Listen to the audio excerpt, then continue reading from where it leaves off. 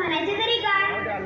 पंतांना देहांत प्रायश्चित्त दिले होते ते त्यांनी घेतले. तदनुसार त्यांच्या मुलांना शुद्धीपत्रक मिळाले. असं लिहिलंय त्यात हे देहांत त्यांच्या प्रायश्चित्त पाक्षाल्यासाठी होतं. हे मुलं जन्म भ्रष्ट असतात आणि भ्रष्टांना कोणता धार्मिक संस्कार देण्याचा अधिकार देताच येणार नाही. याच्यावर मान्यवरांनी विचार करावा.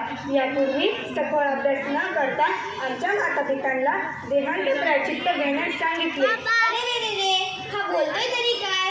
काय समजतो काय स्वतःला? आपणास त्यावर संशय होत असेल तर आपण काशी क्षेत्रात जावं व त्यांच्याकडून शुद्धीपत्र घ्यावं.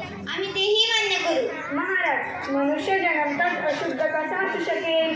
मानवीय जन्म हा ईश्वरीय संकेत आहे. येथे शुद्धीपत्रकाचे याचक म्हणून आले की विभाग घालण्यासाठी? पंडितांनी रागवले.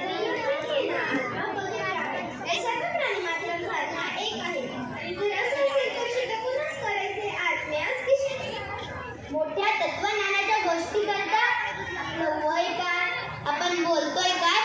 कोणासमोर बोलतोय याचे काय भान? ज्ञानाला वय नसतं व आत्मालाही वय नसतं. वय शरीराला असतं. माझं जरी शरीर बोलत असलं तरी त्याचा बोलविता आत्मा आहे. तुमच्या माझ्याप्रमाणे सर्व प्राणी मात्रांचा आत्मा एकच आहे.